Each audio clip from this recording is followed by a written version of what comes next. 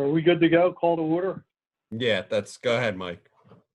All right, I want to call the June 22nd Plymouth Zoning Hearing Board to order. And I guess, do we have since my video isn't working, do we have the order of cases up, Dave? The first one is going to be the Fields Family LLC. And Okay. then we'll do Dennis Powell and Elizabeth Powell, and then Kelman and Magliari third. And since we haven't met in months, is there any housekeeping that we need to do? I didn't think there was, but I just want to make sure. Not that I'm aware of. I think we're good. Is there a status Okay, on that old mansion house? It's been continued. You can talk to Rob Lewis later. All right. So I guess the first case then is 624 Erlin Road. Mr. Solicitor. Thank you, Mr. Chairman. This is the application of Fields Family LLC for variances from sections 1908C and 1908G1 of the Plymouth Township zoning ordinance, requesting variances to allow a concrete pad 3 feet from the property line where a minimum of 4 feet is required, and to allow a proposed shed to be placed less than the required 10 feet from the rearmost portion of the dwelling. The property is located, as we've said, at 624 Erlin, E-R-L-E-N Road in the B, as in boy, residential zoning district. Okay, and this property is owned by the Fields Family LLC. At least Correct. that's what the application says. That's correct. Mr. Conlon? Okay. And do we have a representative of the LLC or council here? I see Jen Fields is in on the meeting, but is muted right now. She should no be video. presenting for them. We Is that unmute her? now? She's unmuted. Hello. Okay, good. I was having a little bit of trouble trying to get the audio up and running, so good. All right. Do you want to explain what you want to do? Yes, thank you. And thank you, everyone, for putting this together. I realize the pandemic makes things a little bit more challenging. Let's have our one moment, Ms. Fields. Let's have our court reporter swear you in, please. Paula? Yes, state your full name, please, for the record. Jennifer Louise Fields. Raise your right hand.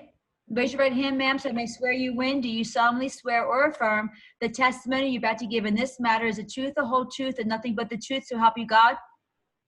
I do. Thank you. Thank you. You can proceed, Ms. Fields. Thank you. So we're just putting up a shed. My father is moving into the house. It's sort of across the street from us. He's elderly and he gardens pretty avidly. So we just wanted to put up a shed. What we didn't realize at the time that we put the shed pad up is I saw that I didn't need a permit, and I went ahead and put a pad up. And then I did not realize until it was brought to my attention that there was a zoning piece separate from the permit. So that's what the zoning hearing application is about. Unfortunately, I wish I would have discovered prior to putting the shed pad up that there exists one already, but it was covered in about 2 inches of mud and brush. And so shortly after we put the new pad up, we discovered the old pad. And I realized we can only put one outbuilding up, so we'll have to do something with the other pad. But so you can see that on the drawing, there are 2 pads, because if I would have seen the first one, I would not have constructed a second one. Okay. Thank you. Anything further? No, just that it's impossible to put the 10-foot rearmost setback because there actually is no rear, or there's not much of a rear besides the garage to the property. So again, had I had a little bit more research, I would have discovered all of this prior to putting the pad up. So that's it. Thank you. Thank you. Questions from the board? Ms. Pagat? Okay. Hi, will the shed be attached or detached from the existing garage? We have not contracted with anybody, but the plan is to have it be detached. Detached. So how are you going to be using it? Just for storage? Right. There's gardening tools, wheelbarrow, pots for starting plants, that sort of thing. Okay, to make room for your dad. Okay. Yeah. Inside the house. Okay. Mhm. Okay, that's all I have. No further Thank questions? you. Mr. Daly? Yes, hi, Ms. Fields. You're not proposing to put up a second shed, you just have an existing pad on there, right, on the property? Yeah, that's correct. In my discussion with Dave Conroy, he said you can't have two, which is fine with me. I can barely deal with one, but yeah, it was unfortunate that Okay. we discovered the pad afterwards. So it's there, but we have not decided, to tear it up or to leave it there. We just haven't got that far. Okay. I empathize. I'm always finding things I've forgotten about around my house. I wish I remembered. And is the new pad, how close is the new shed going to be to the garage? It looks like there's in the two between, say, the back of the garage and the Yeah. Yep. The shed pad is right next to the garage, but I've had a couple conversations with a shed builder, and so the shed isn't going to be exactly the same size as the pad. Well, first of all, you guys have the 12 by 12 rule, but I can't even get that. I think 12 by 10 is the biggest that this Gotcha. gentleman can build. So it'll be on the pad, but I'm not exactly sure where I imagine there'll be a space between it and the garage. Okay. And I presume your neighbors have no objections to this? Yeah, actually, one of my neighbors was going to join. She's very happy, actually, that we're doing a lot of maintenance on the property and the yard, and this shed backs up to her shed, and the other neighbor is happy because we took the 2 dead trees down, so they don't seem to have any objections now. Okay, great. Well, I have no further questions. Thank you very much. Thank you, Mr. Daly. Mr. Aprile? Yeah, 2 quick questions. So the variance is for the side yard because you're going to be 3 foot off the property line instead of 4. Is that correct? Yeah, that's correct. And then the back line is well over 4 feet. You got plenty of room in the back, right? So it's a corner lot. So on one side it'll be 3 feet. The other side is probably it's more than 30 feet, I suppose. To the back of the property, right? They're kind of, because we're on a corner, they're both sides, I guess. There's really not a back, if you will, right? I butt up to neighbors on both. Right. If I look at your drawing, you have 45.41, that line there. How far is the shed from that line? It's going to be over 4 Yeah, foot, right? With that one, it's probably closer to 30 feet. Okay. Right? And the size of the shed will be 12 by 12 or smaller? Yes, sir. So it'll meet the code with regard to the size of the shed. That's correct. Okay, no more questions. Thank you. Thank Thank you. you. Mr. Armando? Yeah, so just 2 quick questions. You said that your neighbor has a shed that like is opposite of that on the other side of the property line? That's correct. The 3 foot distance, so there's a shed. So the 2 garages that come down in parallel, there will now be 2 sheds in parallel as well. Okay, and I think, correct me if I'm wrong, Dave, but the whole point of this 3 feet off the property line is just so like any emergency people could get down through a property line without having it sealed off. Is that correct? It's in section 1900 of our zoning ordinance. It basically states any impervious surface can't be closer than 4 feet to the property line. So, but in the D residential district, you can have it 3 feet. So there are areas in the township where you can have it at 3 feet. The other shed's already 3 feet as well, right? The garage. On the neighbors. I'm just saying, if there's Yeah. Looks like there's 6 feet in between each structure, like total, including their 3 feet and your 3 feet. Would that be 6 feet? All those garages in that neighborhood are about 2.5 feet off the property line when they were put in like 50 years ago or whatever. And can So, somebody fit down? Can you walk down there, or is it like obstructed? Like, can somebody? If you ask, yeah, you definitely can. We actually had to remove a bunch of shrub and trees from between the garages, but they fit very nicely, more than 2 trash cans across. So yeah, it's not a problem to walk through there now. Okay, great. No more questions. Thank you.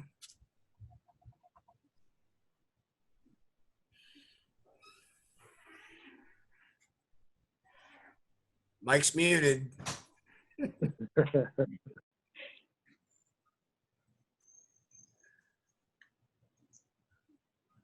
Chairman, you're muted. click unmute, Mike. Bottom left. Lower left, Mike. He's the only one left to question if he has any, so. Next to the start video button. Well, Dave, you're vice chair. You're gonna have to take over. On the fly, right? No look pass. Mike, Well, bring let me- your arrow down to the bottom. Oh, all right. Here he is. I'm on There mute. you go. Thank you. Thank you. I don't know what was going on. Wouldn't let me unmute myself. Anyway, just a couple of quick questions. Will the shed have utilities? I wasn't planning on putting anything in there except stuff. Okay. And do you have a height? You know what the height is? Oh, there. Now I turned my video. Thanks for all that instruction. I found the video button. So here it is. The height, oh gosh, I'm going to say it's 8 to 10 feet. Again, we haven't picked out the actual shed yet, but it's like a carriage house design is what I'm going for, but it's not very high. Thank Is you. there I a have height, one is there a question. height restriction? I know there is, but I don't know what it is. Dave Conroy, do you know? The highest it can be, Yes. it can't be higher than 12 feet. Okay. Oh, No it worries. definitely won't be. No worries there. Okay. I do have a question, I guess, almost as much for Dave Conroy, because it says you need a variance to allow proposed shed to be placed less than the required 10 feet from the rearmost part of the building. And on the plan, it looks like it says it's 11 feet. Did you measure that to be less than 10, Dave? Well, Or is it's it actually a garage? parallel line. So if you draw a parallel line to the back of the house and then bump that back 10 feet, you're almost at the property line at that point. Gotcha. You Gotcha. see how I I'm see how you're. measuring it? Yeah. 'Cause That's the intent of the zoning ordinance. Okay. All right. I was just wondering about that because everything says 11 feet. That's all. Yeah, there's no way putting a shed back there can meet that requirement. Got it. All right. I have no further questions. Is there anybody, I guess, in the audience, anybody who has any comments? Any public participation? Is there anybody else participating, Dave? Do you know, Conroy? Not that I know of, not for this. Okay.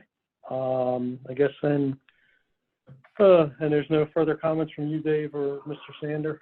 Yeah, Mr. Chairman, just one question. Ms. Fields, you don't anticipate using this for any commercial purposes. In other words, this is strictly limited to storage of personal property and will not be used to store any contractors' equipment or operate any kind of business out of. That's correct. There will be no commercial use of the shed at all. Okay, thank you. Thank you. Thank you. That was it. Okay. I guess if there's nothing further, do we have a motion? Yes, Chairman, I would like to make a motion to approve the variance, sections 1908.c and 1908.g.1, as to allow the concrete pad 3 feet from a property line where the minimum is 4 feet required. and allowed to be the shed to be placed less than the required 10 feet from the rearmost portion of the dwelling? Yes, including that as well. Thank you. Do we have a second? I'll second it. Thank you. All right, let's have a vote. Ms. Pygott, I'm in favor. Mr. Daly, In favor. Mr. Aprile, In favor. Mr. Ramondo, In favor. and the chair votes in favor. Thank you, and good luck with your shed. Thank you very much. Thank you. You're very welcome. Thank you. See you guys. I guess the next matter we have is 2622 Butler Pike. That's Dennis correct, Mr. Chairman. Elizabeth Supel, Mr. Solicitor. Thank you, Mr. Chairman. This is the application of Dennis M. Powell and Elizabeth C. Powell for variances or on the alternative interpretations regarding sections 3105G and 3106A6 of the Plymouth Township zoning ordinance. These requests for relief involve to allow outbuildings where no outbuildings are permitted, and to not include a transition or vegetation area around the two sides of the proposed development area. Property is located at 2622 Butler Pike in the AA residential zoning district. Thank you, Somebody here. Go ahead, Mr. Chairman. Are is Mr. or Mrs. Powell or counsel here? You have to unmute yourself, Ed.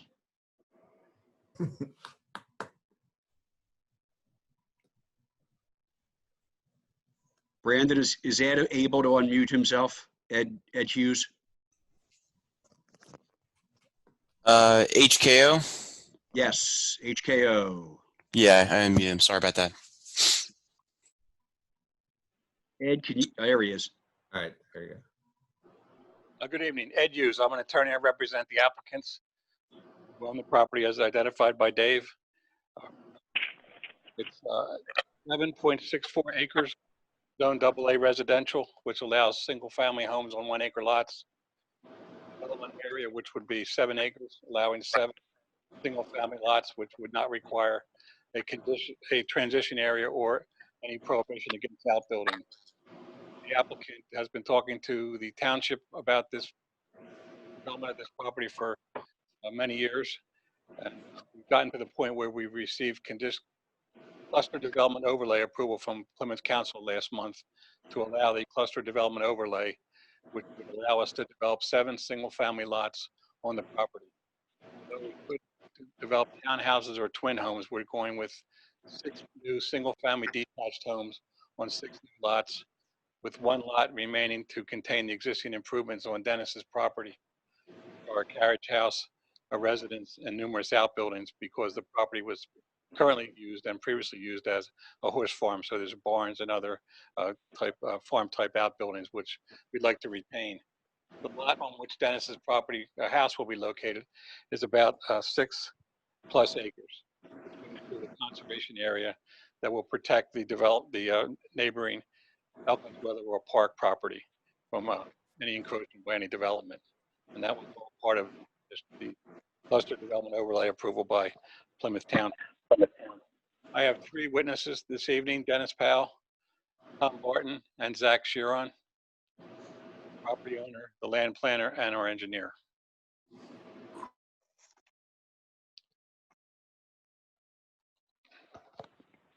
We want them to be sworn. Thank Yeah, Yes. Ed, why don't we Yes. swear them in whoever's going to testify should be, those 3 folks should be unmuted and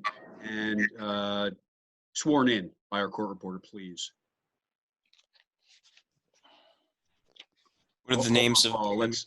Yeah, it's Dennis Powell, Mr. Barton, and Mr. Sheeran. Are there down? I see Mr. Sheeran, Zachary. Yes. And then who's the third? Tom Barton. Oh, I see. Okay. Thomas. Horton. Please all raise your right hand. Do you solemnly swear or affirm the testimony about to give in this matter is the truth, the whole truth, and nothing but the truth, so help you God? I do. Thank you. Who'll be testifying first, Mr.? Dennis Powell. Thank you. All right, my name's Dennis Powell. My wife and I own the place at 2622 Butler Pike. We have for the past 33 years lived here. We knew Elkins and Harriet Wetherill. We've been using the field for riding and hiking for the full 33 years we've been here. Over the past several years, the area has developed and changed. The use of the property would no longer be a horse farm. Whoever owns this place would more than likely develop it. So the question came to us is, should we have a say in how it is developed? And working with my team, we came up with a three-pronged approach. And we think it's a win-win-win. The first win is for the park. If you've been into the park and you know where my property is, it protects the park from Butler Pike. It's basically, I think, the last piece of the puzzle, and it will preserve the park-like atmosphere on that side of the park forever. The second thing we wanted was to continue. The win was for the township, and I think it's a win for the township because whoever comes in here will likely develop it in some way, and this assures that the way the property is developed is consistent with the purpose of the park and the long-term plan for the park and maintain the integrity of the park. And the third win is for us because we've developed the we hope to develop the property the way we want it developed, with the smallest footprint and making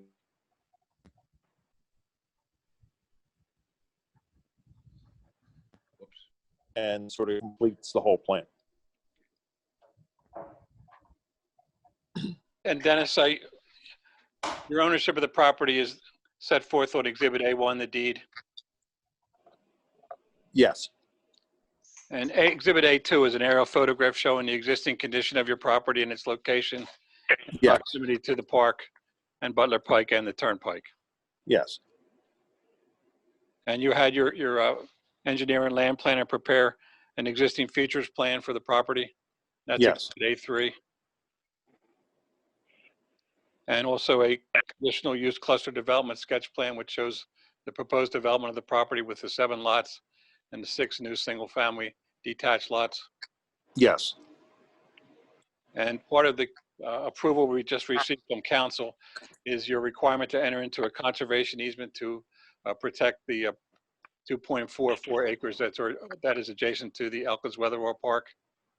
Yes. And you've reviewed that conservation easement and have agreed to execute it. That's correct. Yes. And there's an exhibit to that declaration or that conservation easement, but that's also Exhibit A6, the conservation plan. Mhm. And Exhibit A6 shows the 3 parts of the property as we propose under the conservation easement. We have the development area, which is 2.44 acres. Is that correct? Yes. And then we have what's called an existing improvement area, which contains your existing residence and carriage house and outbuildings. Is that correct? Yes. One of our plans was to continue living our lives the way we've lived them for the past 33 years. And the third area on that conservation plan is the development area, which is the area of the property to the, like I would say, east of the floodplain area and adjacent to Butler Pike and the Pennsylvania Turnpike. Yes. And that's where we propose the dwellings and some open space. Yes. And Exhibit A7 is a building area plan which shows the area on which Lot 7 can be used for buildings. Is that correct? That's correct. Yes. That's part of the conservation easement, Mhm. which was approved by council at their recent meeting. That's correct. And Exhibit A8 are just some photographs of the existing condition of your property taken by you recently. Yeah, that shows, most of it shows the area that will be conserved, which is the area that abuts the parking lot on the Butler Pike side of Harriet Wetherell Park. And it also shows the area, which is about 40 feet, as you walk along the park, will be preserved as open space.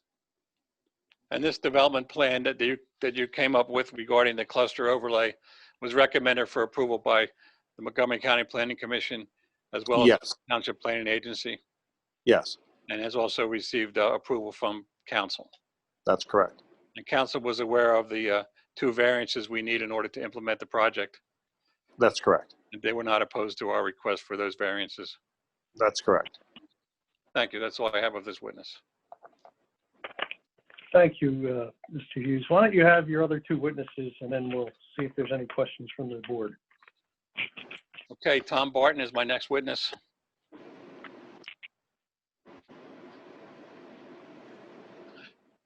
Okay, Tom, what's your My name occupation? is Thomas Barton.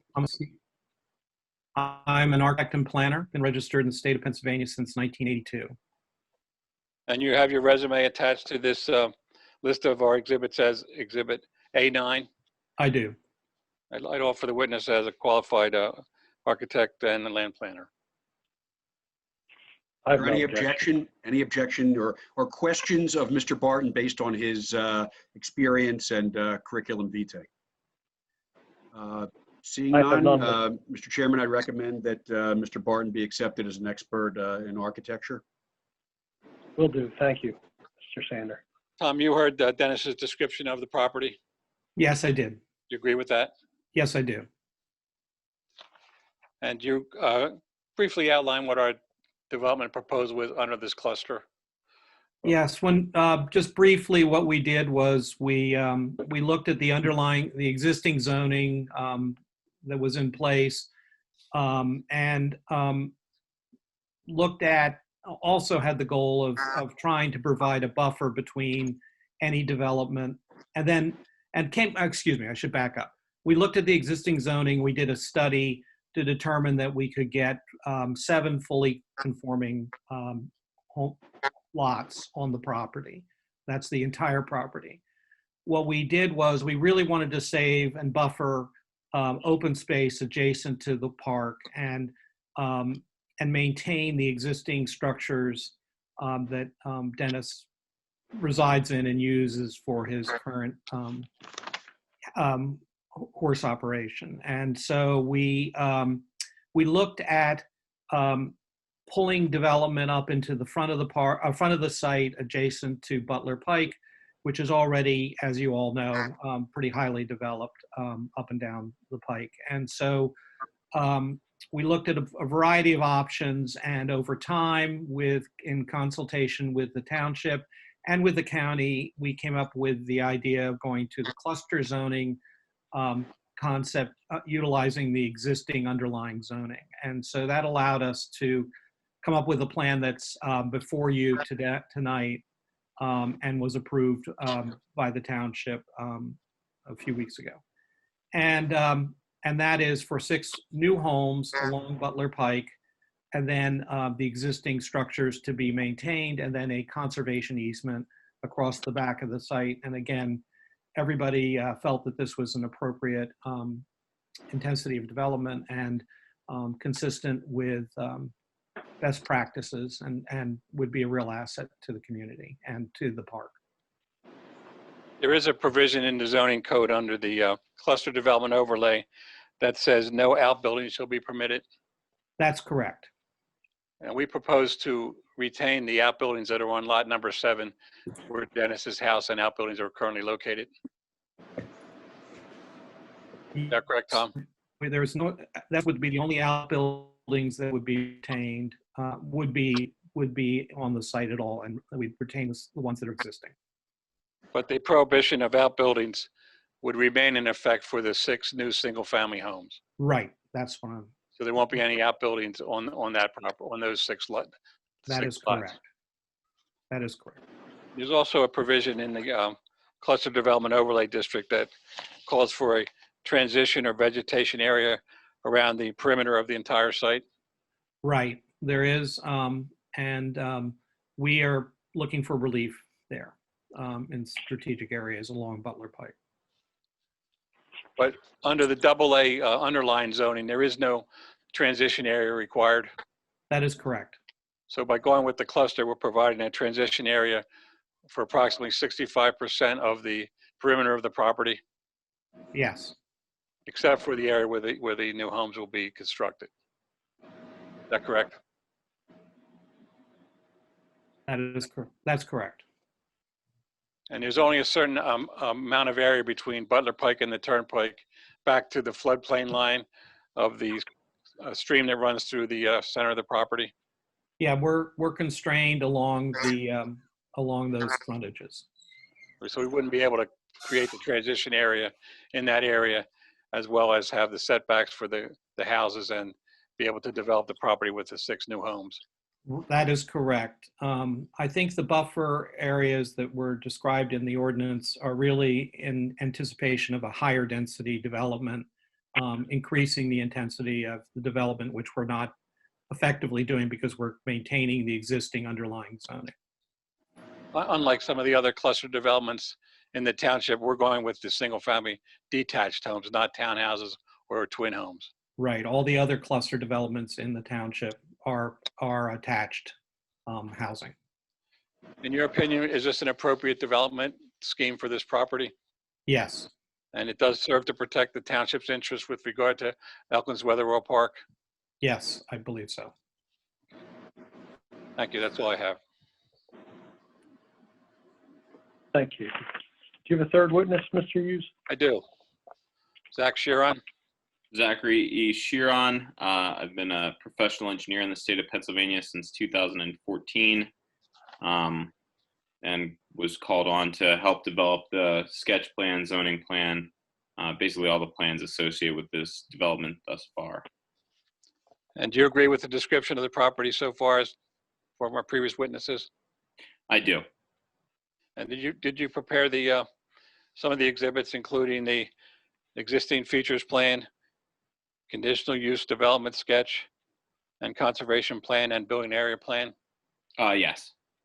And we're providing approximately 4+ acres of open space with our proposal? Yes, that is correct. And there wouldn't be any open space provided if we went with the by right AA zoning, underlying zoning requirement? No. And there would not be a transition area? No. But we are proposing a transition area around the majority of the property, except for the property that abuts the driveway to Elkins Weatherall Park and Butler Pike and the Turnpike. Yeah, the conservation easement it provides that transition. Ed, are you presenting Mr. Sheeran as an expert in civil engineering? Yes, resume attached as Exhibit A10. A10 is his CV. Is that your resume, Zach? Yes. Any questions? I'm sorry, Ed, go ahead. I offer the witness as a professional engineer. Are there any questions for Mr. Sheeran based on his experience, qualifications? He's being offered as an expert in professional engineering. Chair has Seeing no none? question. I'm sorry, Mr. Mattioni? The chair has no questions. Thank you. Seeing no questions, Mr. Sheeran will be accepted as an expert in civil engineering. And Zach, you understand that the relief we're seeking for the outbuildings is only with regard to the 6 new lots. Yes. But we'd like to retain the outbuildings as existing now on lot number 7. Yes. And lot number 7 is about 6.4 acres in area. Yep. 6.4, Ed? 6.414 acres is lot number 7. It's a combination of the 2.44 acres of open space at it, and then Conservation easement, right. Oh, and 3.97 acres of existing improvement area? Yes. So combined, that's all lot 7, and it's 6 point what? 414. 4141 acres. Okay, great. Thank you. Just for clearing that up. Appreciate it. And the development area is about 5.22 acres, Zach? Yes. And that will include about 1.619 acres of open space? Yep. Under our proposal. And if we get the relief from the zoning hearing board, our next step in the process is to get into subdivision and land development. Yes. And we would comply with any buffer requirements under the township's subdivision and land development ordinance. Yep. And is the property constrained in such a way that it would not be able to create the transition area in front of around the lots with regard to the floodplain on the property? Yeah, it just creates too tight of an area to make the development work. And so the only way for us to have this project go forward is to have some relief with regard to that transition area. Yes, that's correct. Otherwise, it would be forced over the creek and where we're proposing to have the conservation easement. Then we'd possibly be forced back into a by right 7 single-family lots with no transition area and no open space. Yes. Thank you. That's all the questions I have of this witness. And is that all of your witnesses, Mr. Hughes? Yes, all my witnesses and all of our exhibits also have been identified. Okay, thank you. Questions from the board, Ms. Pygott? Okay, hi. I just want to make sure I understood something correctly. Did you say that there would be approximately 4 acres of open space between Mr. Powell's personal residence and the farm? I mean, the park, rather, Weatherill? Yeah, there'll be two different open spaces. On the lot number 7, which Mr. Powell's going to retain, would have 2.44 acres of open space around Elkins Weatherall Park. On the development area, which is 5.22 acres, there'll be 1.619 acres of open space, sort of right below the turnpike. Okay, so Turnpike and the floodplain. okay, so between the personal residence, the carriage house, and the potential lots, how much open space would that be? Like from his house and the other cluster of homes? Or the 4.059 acres, a little bit over 4 acres. Oh, that separates them? Okay. Okay. All right. Thank you. That's all I wanted to know. Mr. Daly? Yeah, what are the implications of not having the vegetation or the transition areas? Could the homes be exposed to public view or? Zach, can you answer that question? Right now, there's existing vegetation along Butler Pike. Through land development, I'm sure we try and retain as much of that mature vegetation as possible. Additionally, the houses would be buffered per the township saldo in regard to their landscape requirements. So We're just having trouble with the idea that the transition area has to be 50 feet wide, and that can't be included in the lot area. Then you'd have to set back from that area, and that would, with another 35-foot side yard setback or front yard setback, wouldn't leave us enough room to be able to develop the lots in any meaningful way. And if I could add, there's a dramatic vertical grade differential between the turnpike and the lots that are being proposed. So it's not just a horizontal distance, it's also existing of very, 30 to 40 feet, Zach, something like that? It's steep up to the turnpike. Yeah. Okay. Thank you.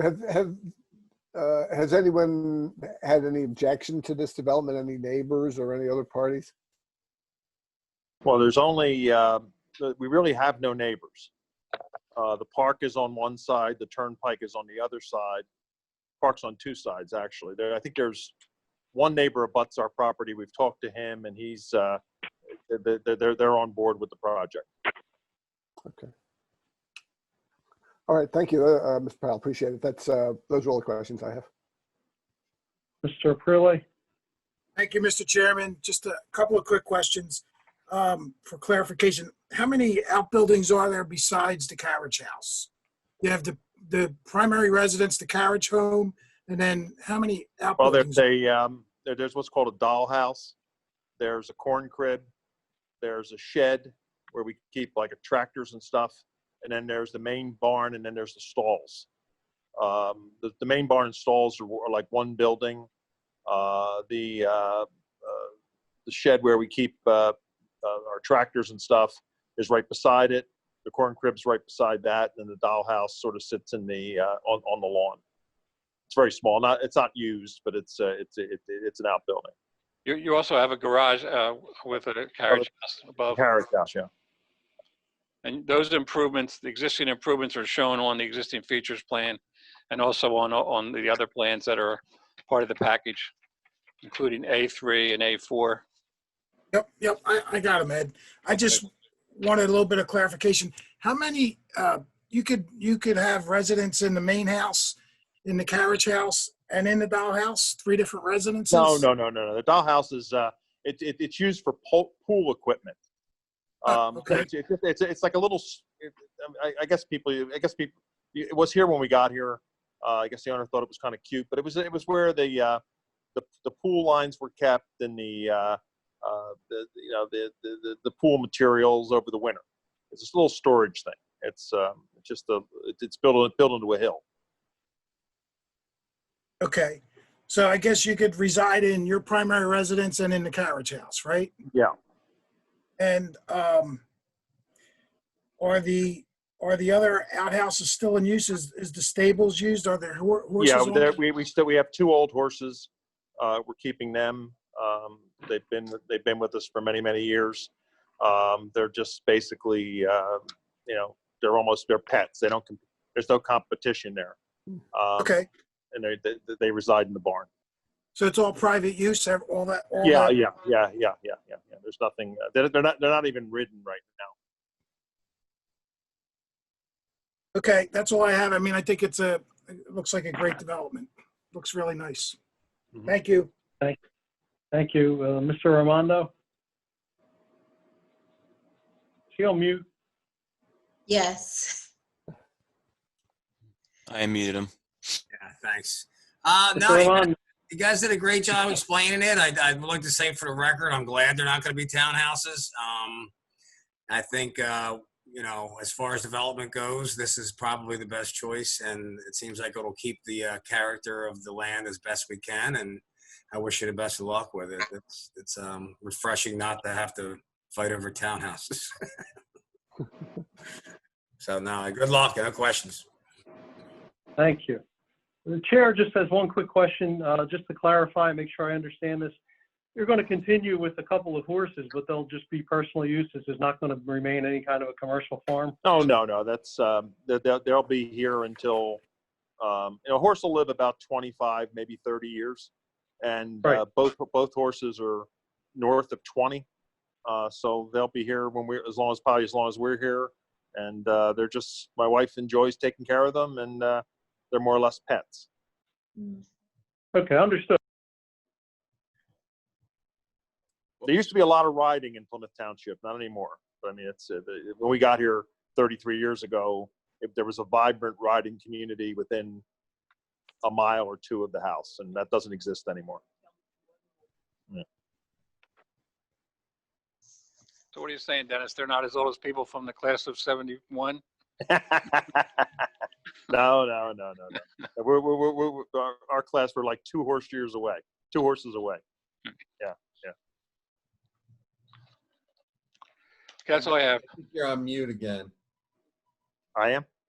Mike Manione's on mute. Okay.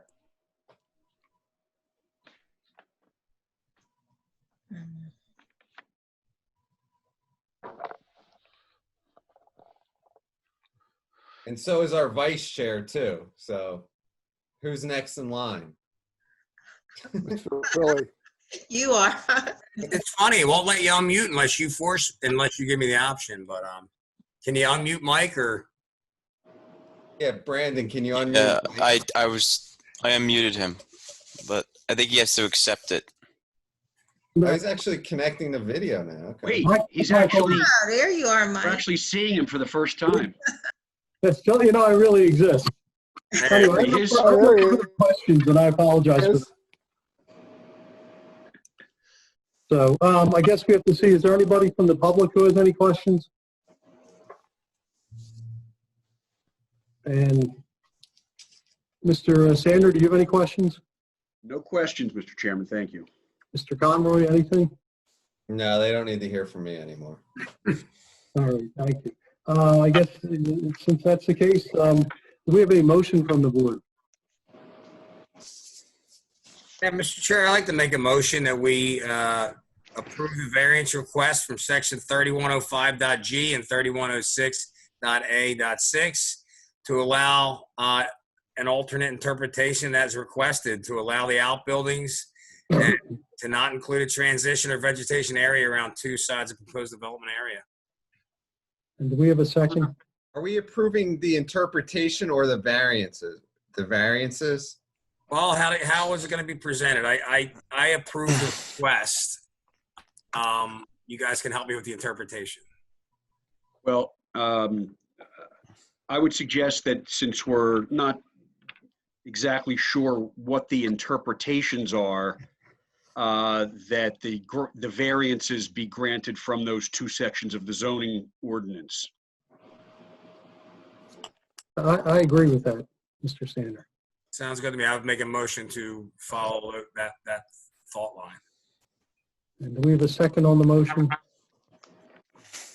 I'll second it. Thank you. Let's have a roll call vote. Ms. Pygott, In favor? Mr. Daly, In favor. Mr. Prelay, In favor? Mr. Armando. In favor. The chair votes in favor. I think this is a great project, so good luck with it. Yeah. Good luck. Thank you. Guys. Thank you. Thank you so much. Thank Bye. you. Yes, we have the last, gotta move some papers. Hold on a second.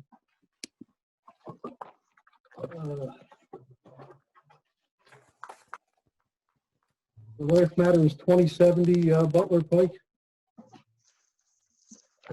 Mr. Sander. Thank you, Mr. Chairman. This is the application of Kelman, K-E-L-M-A-N, and Magliari, M-A-G-L-I-A-R-I, Realty LLC. It's an application for an interpretation or in the alternative, a variance from section 1800 point capital E of the Plymouth Township zoning ordinance to allow an increase of 68% of a non-conforming building where a maximum of 25% is allowed. I believe that refers to an expansion of a non-conforming use. This property is located at 2070 Butler Pike in the commercial zoning district. And I see we have Mr. Lewis ready to go. Brandon, could you unmute Mr. Lewis and unleash him on the assembled? Did we, Mr. Sander, did we want to talk about the issue of interpretation versus appeal and have that clear so that you may proceed? And Yeah, I think that there is a question, there certainly is a colorable question as to whether the zoning hearing board has the jurisdiction to rule on or to make interpretations. And it's commonplace and they're often asked for, but the question remains whether the zoning hearing board has that jurisdiction under the MPC. I would like to request that the board treat the applicant's request for an interpretation as a request for an appeal from the zoning officer's interpretation that relief is needed in this matter. Mr. Lewis, does that make sense to you? Okay, so we'll proceed accordingly. And I think we're going to hear all the evidence. And Mr. Mattioni, correct me if I'm wrong. After we hear the evidence, the board will decide whether it wishes to grant an appeal or whether it wishes to grant variance relief, if it chooses to grant relief at all. we'll decide whether we're going to grant either an appeal or a variance or to deny them, because that's our job, obviously. So is that okay with you, Mr. Lewis? Yes, thank you. And I had intended to just very quickly go through both aspects of the application. So I'm happy to do it in that manner. Sure. I do have a few potential witnesses available. You can see them, I think, on your screen. But if the board would permit me, as I try and do typically in front of this board, if you'll permit me an opportunity to make a brief introduction and maybe walk through my exhibits, which I have asked to be provided to the board I think I can get us to the heart of the matter and understand better what exactly is at issue. Is that an acceptable way to proceed this evening? Yes. Yes. Thank you. And I'm not sure, Mr. Conroy, is it possible for me to have share screen authority? It'll just help me as I walk through my introduction, if that's possible. Brandon, can you do that? Yeah, he should be able to. There should be a little green arrow Excellent. at the bottom. Got it. Wonderful. Hopefully this starts to work. Are you all able now to see my screen? Yep. Yes. Yes. Well, thank you, everybody. Good evening, and for the record, Rob Lewis from Kaplan Stewart, and I represent Kelman and Magliari Realty LLC, the owner of the property at 2070 Butler Pike. I have pre-marked our exhibits, and I've sent them to the Township Zoning Officer and also to your solicitor because I can't obviously follow my normal protocol of handing up a packet to you. So I've done the best I can, and hopefully the share screen will also make it easier for me to describe what's happening this evening. Exhibit A1, I obviously did not put up on the screen. That's simply a deed evidencing ownership of the property by my clients, Kelman and Magliari Realty LLC.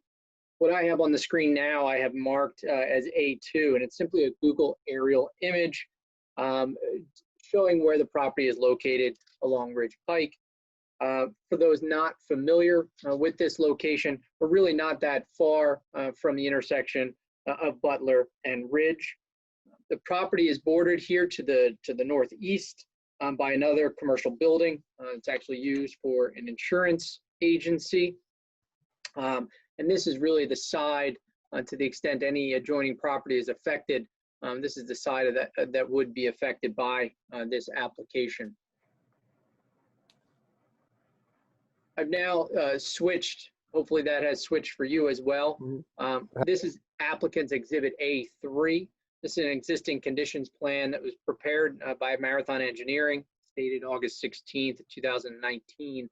And to the extent I need to have a witness this evening, I would be having Steve Mervine, who is on the call from Marathon Engineering, testify this evening. Again, just a survey plan here, and you'll note that the property is about 1/4 of an acre, so talking about a pretty small piece of property.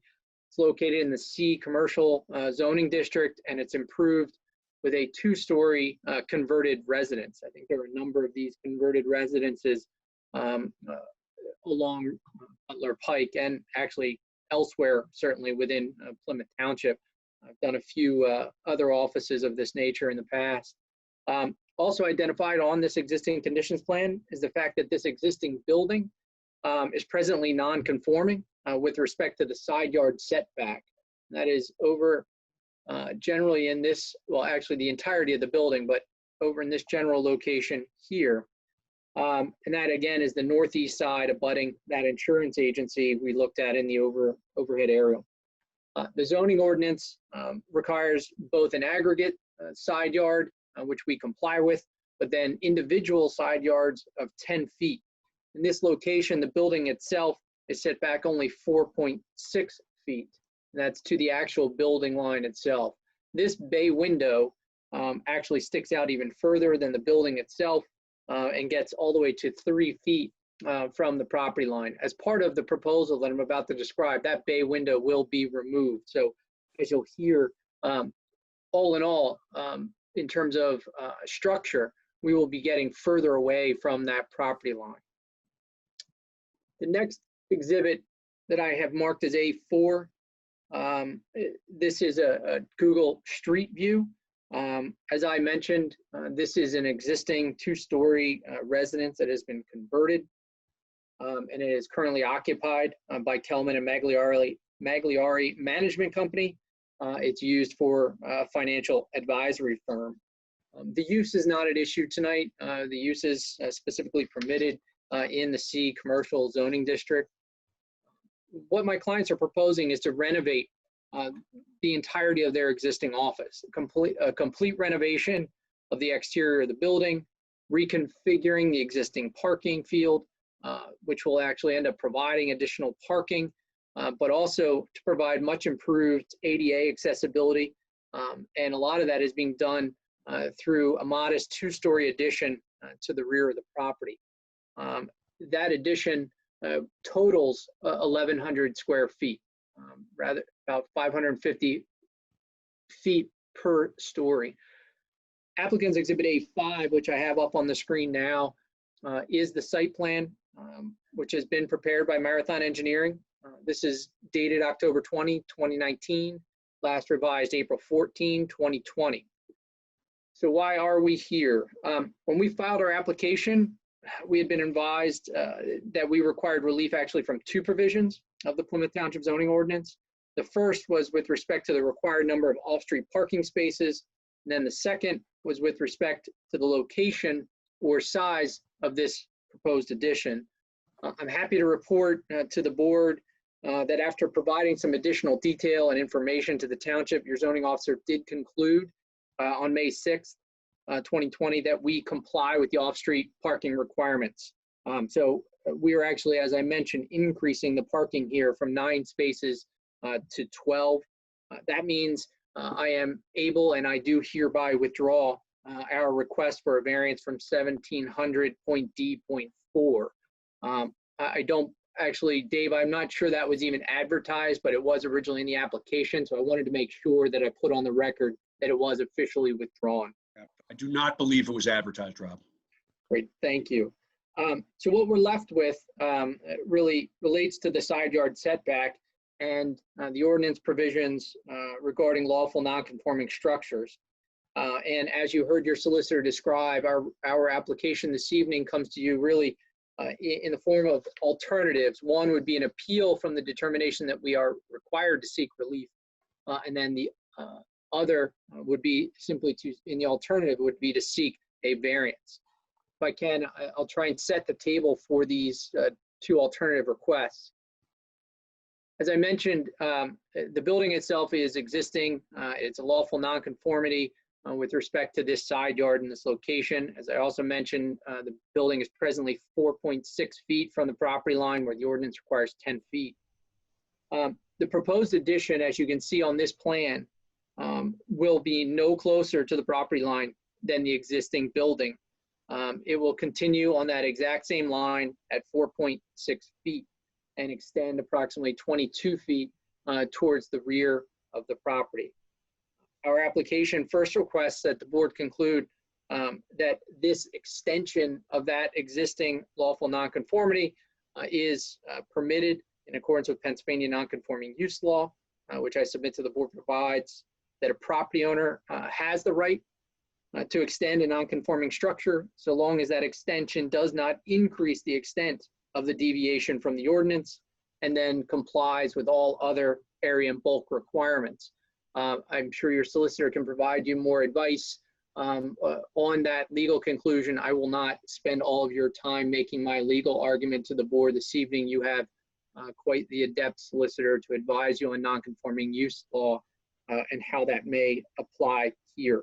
Again, I want to point out the key component here is that the addition mirrors the existing building and does not create a greater intrusion into that side yard. The addition itself does not violate impervious coverage. It does not violate building coverage. You can see in blue on the plan the setback to the rear. We are nowhere near that rear yard setback. So in fact, it complies with all other area and bulk requirements. If the board disagrees with my legal conclusion and therefore does not see fit to grant our appeal from Mr. Conroy's determination, we are seeking relief from section 1800.E, which is to permit the expansion of a lawfully non-conforming structure by more than 25%.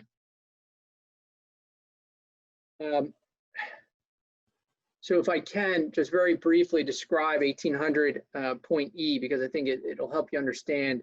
The ordinance basically says that if you have a lawful non-conforming use of a structure, you can expand that use throughout the entirety of the structure. It also then has a provision that's a little bit unclear, I submit, that says you have a structure that is lawfully non-conforming from an area and bulk requirement, you may expand that structure by up to 25%. That is consistent with most Pennsylvania non-conforming use law, and typically would apply where, for example, you have a building that it violates building coverage, or a building that violates impervious coverage, because you can measure the amount of the deviation, and you would say, if your business is expanding, you don't want to thwart your business, we'll allow you up to a 25% expansion. I'd submit that that provision was not intended to apply here, where we are maintaining the exact amount of setback along the property line, and our building otherwise complies with the area and bulk requirements. Again, that is a matter of legal interpretation, and I'll leave that to your solicitor. With respect to our request in the alternative for a variance, I think our request is rather clear that we are simply proposing a modest expansion of this building. It is not intended to increase the magnitude of the use. In fact, the expansion really serves two purposes. One, to give some elbow space and some breathing room to Kelman and Magliari's existing employees. They're rather cramped within the existing building. And as you can see from the site plan, to dramatically improve their parking scenario outside and their ADA accessibility into the building. So it is a very modest expansion.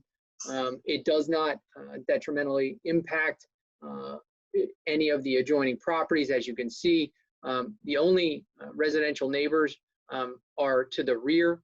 We are getting obviously nowhere near the rear yard setback. There is still actually an entire row of parking and then a depression that I believe many, many years ago was installed as a stormwater management facility. In fact, nearly the entirety of this addition is being constructed on existing impervious. And at the end of the day, the impervious coverage here will actually be very slightly reduced from the existing condition. And we will certainly have to address that during land development. Indeed, in this area where the setback is at issue, the majority of that is covered in impervious today. And once the addition is constructed, a good amount of that impervious will actually be able to be returned to pervious surfaces. I have with me this evening, as I mentioned on the call, our professional land surveyor, Mr. Steve Mervine from Marathon Engineering. I have marked his CV as applicant's exhibit A6. So unless the board has any initial questions for me, I'd love to call Mr. Mervine and if permitted, ask him to adopt my opening and then ask a couple of questions of him. Please proceed with Mr. Mervine. Thank you. Can we unmute DDO-MEN? Yep. Thank you. Wonderful. Mr. Mervine, are you with us? Yes, I am. Excellent. Can you please state your full name for the record and then be sworn by the court reporter, please? Yes, Stephen Francis Mervine. Paula needs to be unmuted as well. Oh. You said Paula. Oh. You're good. Can you hear me? Hello? Yes. Yes. Yes. Raise your right hand, please. Do you solemnly swear or affirm the testimony is given in this matter is the truth, the whole truth, and nothing but the truth to help you God? Yes, ma'am. Thank you. Mr. Mervine, are you a licensed professional land surveyor in the Commonwealth of Pennsylvania? Yes, I am. And with whom are you currently employed? Marathon Engineering and Environmental Services. And how long have you been a professional land surveyor? Overall, 42 years. Actually, since 1985 is when I first got my first license, and I was licensed in Pennsylvania in August of 2008. Excellent. Mr. Mervine, I have marked applicant's exhibit A6 and stated that it is an accurate statement of your educational and professional qualifications. Is that a true representation of A6? Yes, it is. And Mr. Mervine, I have up on the screen applicant's exhibit A5, which is a plan for 2070 Butler Pike. Am I correct that this plan has been prepared by you or at your direction? Yes, it has. And you're generally familiar with the property at 2070 Butler Pike and the proposed improvements to that site? Yes, I am. I would ask that Mr. Mervine be admitted as an expert in land surveying as well as site design. Are there any questions by the board of Mr. Mervine regarding his expertise, his curriculum vitae as an expert in the areas of land surveying and, one more time? Site design. Site design. Any questions by the board? Okay, hearing none, Mr. Mervine will be accepted as an expert in land surveying and site design. Great, thank you very much. Mr. Mervine, I assume you were here the entire time and listened to my long-winded opening, presenting certain facts about the property, the proposed project, and the relief that we're seeking this evening from the board. Is that correct? Yes, they are correct. Mr. Mervine, if I went through question by question, answer by answer, and called you to testify to the facts that I presented in my opening, would you present those identical facts to the board? Yes, I would. Any corrections, additions, or subtractions? No. Mr. Mervine, if you were called to testify and testify to those facts as we have presented them, at the conclusion of that testimony, it would be fair to say that in your opinion, the board is inclined to grant the requested relief, that such relief would not be detrimental to the public health, safety, or welfare? Yes, that's my opinion.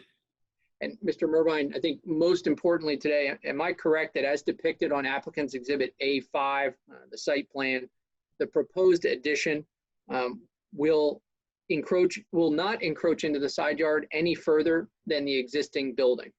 That is correct. Unless I think the board's time is probably better spent asking any questions that you may have. Obviously, I'll reserve the right to recall Mr. Mervine, and I do have my clients here too if we have any questions that they need to answer. But I think for the moment, that's all that I have to present on direct.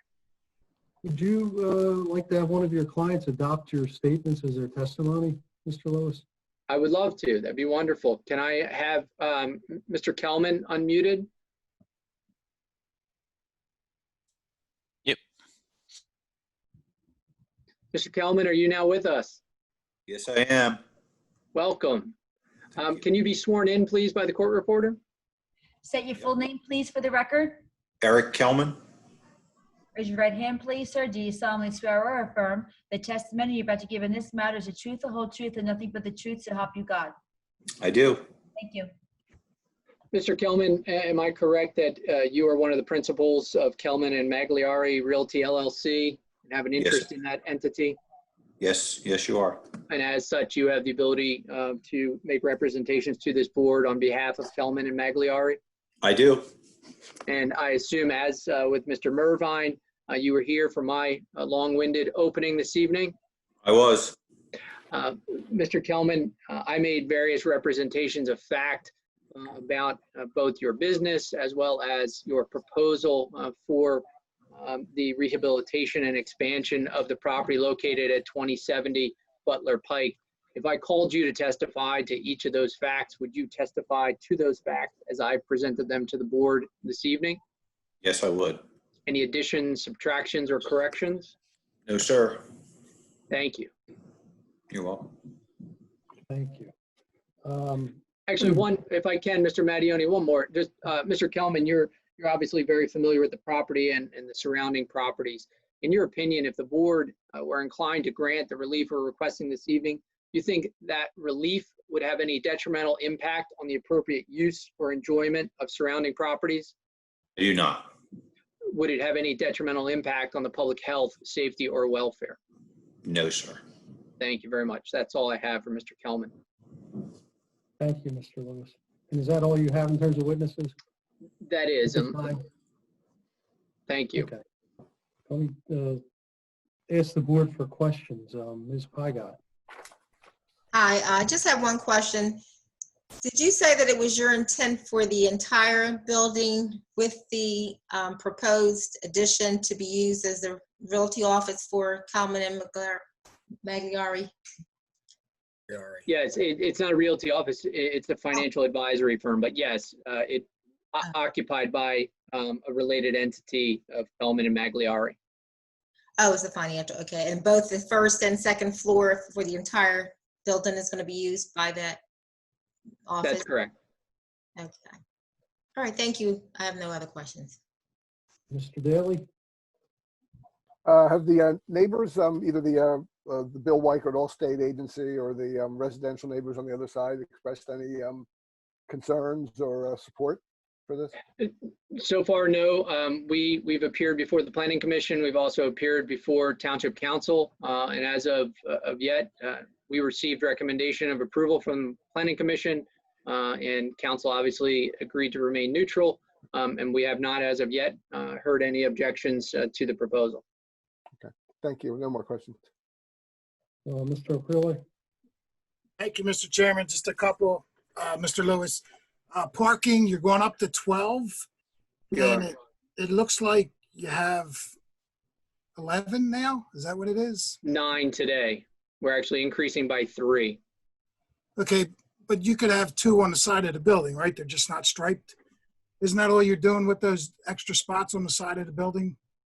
The parking lot is being reconfigured a bit. We're actually getting some spaces in this location today. We're changing where, I'm sorry, you don't have the share screen up right now. I apologize. We are getting additional parking along the side of the building, but then we are rearranging the parking where the ADA accessibility is. So that's very important to the project.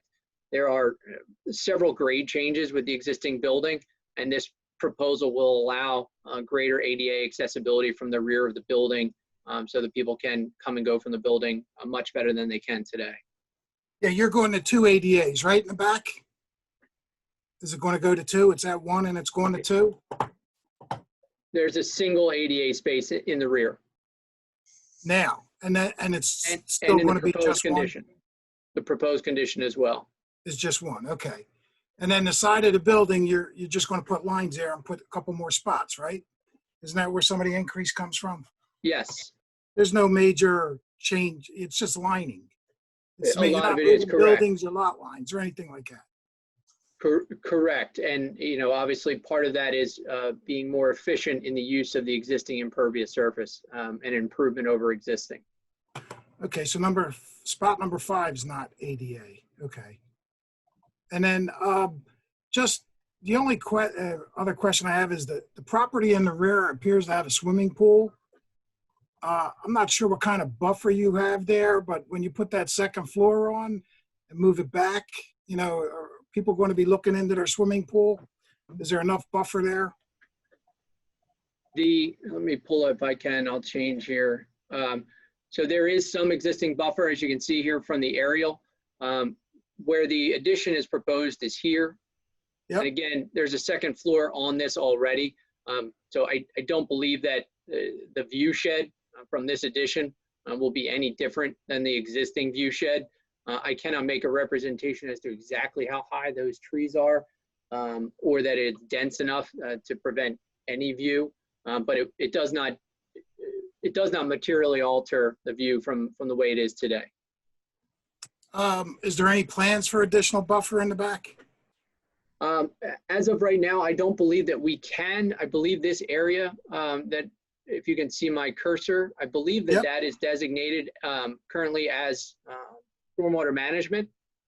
That was approved a long time ago. I don't know when, but I believe that's stormwater management, and therefore we would not be able to plant in that area. But during land development, if there's the ability to maybe put some arborvitae or something in there that can increase that buffering, I don't believe that my client would have any objection to doing that.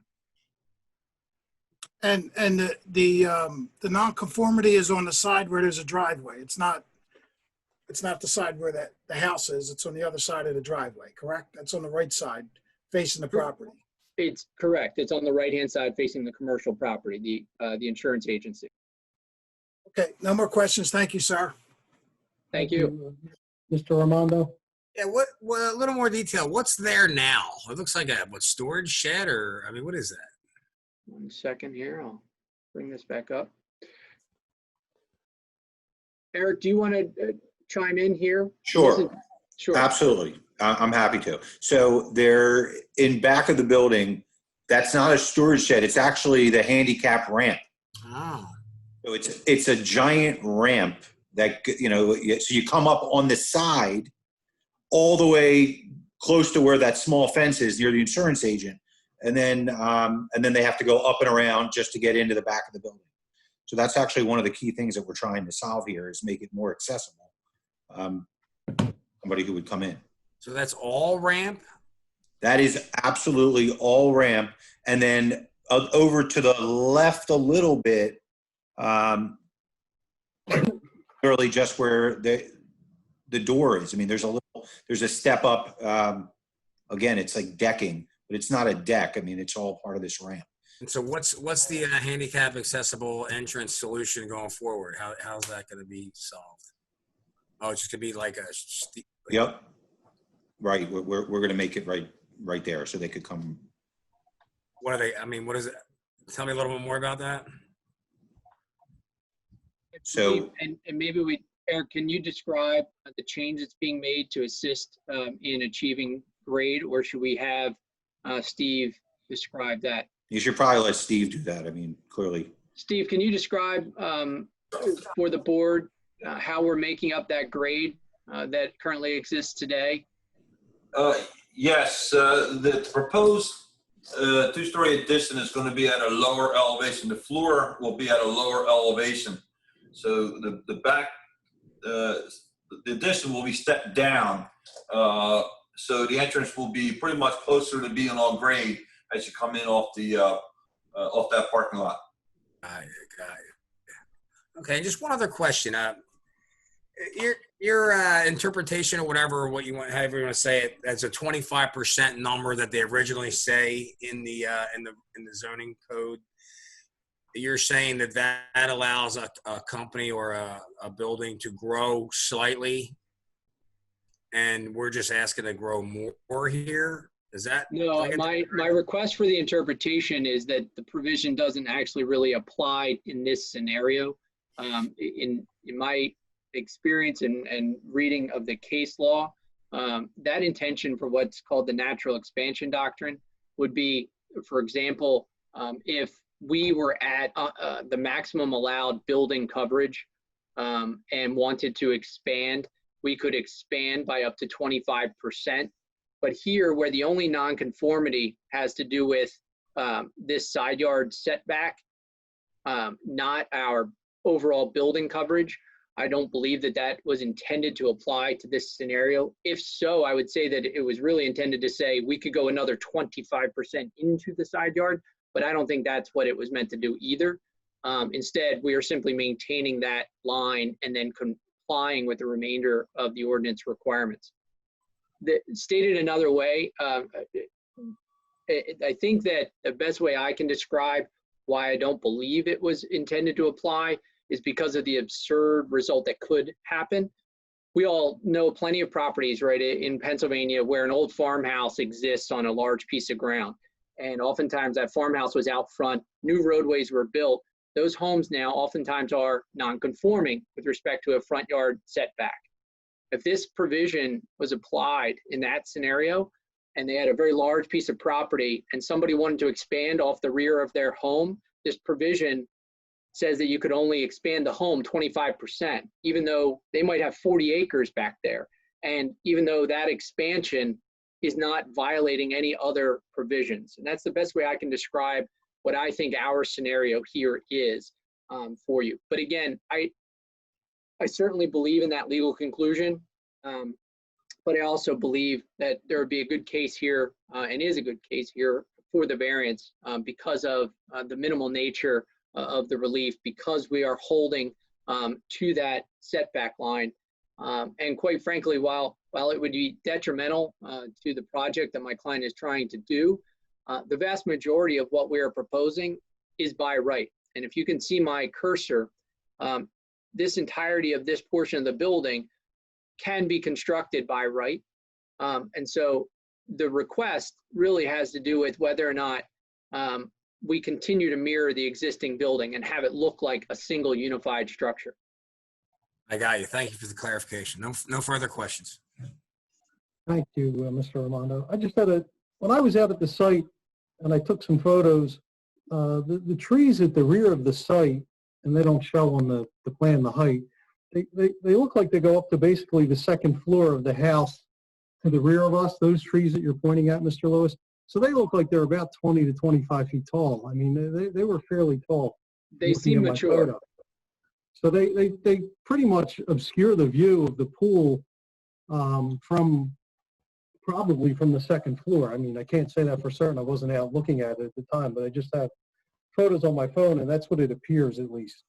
I guess the other question I had was, it looks as though without this addition, you do not have an existing ADA bathroom. It looks as though the existing bathroom doesn't comply, or might comply, but would be hard pressed to comply with the ADA. And one of the reasons for the request for the addition is to allow you to have not just get rid of that crazy ramp, but also to get an ADA compliant bathroom, I would assume.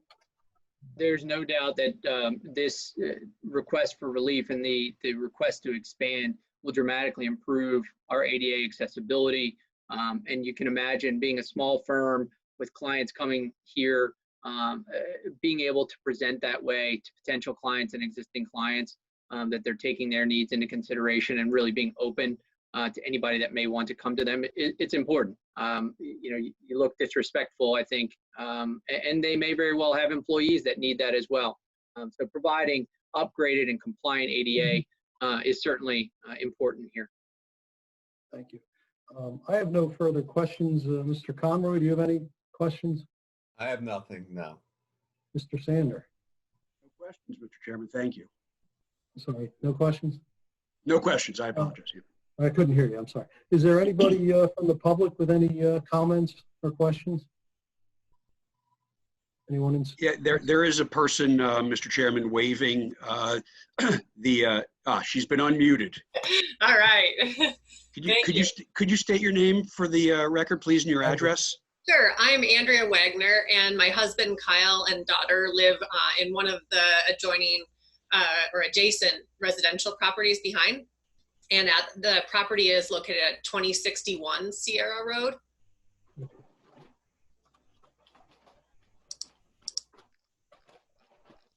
And I definitely appreciate the opportunity here to ask some questions. This is the first I actually heard of it when we got the letter in the mail. And we're all for property improvement and appreciate that in our neighborhood for sure.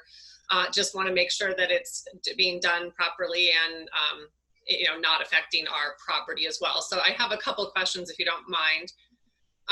And I actually did a little bit of looking at some of the rules as well. So I did prepare a brief presentation too. Do you mind sharing my screen or should I just talk to it? Oh, I think we could share the screen. Can you guys see it now? There it is. Yep. All right. Sounds good. So our property, the site in question right here is the red dot. May I ask if we're going to present testimony that she be sworn in? Yes, that's a very, very wise thing to do. Paula? Yes. Please state your full name for the record. Andrea Jo Wagner. Please raise your right hand, ma'am. Do you solemnly swear or affirm the testimony you're about to give in this matter is the truth, the whole truth, and nothing but the truth, so help you God? I do. Thank you. All right, thanks. So the property is located here. Our lot is the one that's right here, so you can see that. And then what I did was take the property boundary, so you can see kind of the drawing that they did was very helpful too. And I had done some area calculation, and you can kind of see the impervious area as well. I wanted to see, right now, I had, per my calculations, either at or just over the allowable impervious area for the site. And I was very happy to hear in your testimony that the impervious area is going to be reduced. Do you know what it's going to be reduced to? Let me, Andrea, if you can hear me, let me take one look. We are going to have to go through what's called the land development process, which is a wholly separate process, which only occurs if we obtain the zoning relief. And during that process, we will address all the other individual requirements. But if we don't, I'm trying to look and see if I can determine exactly what our. As long as it'll be less, we're happy. Yeah, I guess. So currently you're right. So existing today, the property is lawfully non-conforming to impervious, which is 68.63%. Okay, I had just roughly calculated 66 to be conservative. Yep. And after the addition, we are proposing 64.43%. So it's going down by just over 4% after our proposed renovation. Okay, that definitely helps. That's appreciated. And then I also did see, and I wasn't quite sure where, obviously, when I did this, where you were expanding to. Right now, your building structure is only about 9%. Now, there is, I believe the zoning ordinance indicates that your building coverage on the lot can't exceed 25% of the lot.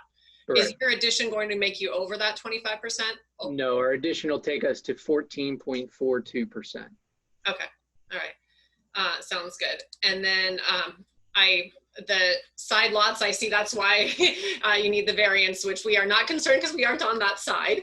And then on the rear of the yard, right now I calculated about 100 feet when you were supposed to be 50. Are you going to get anywhere close to that 50 feet away from the rear?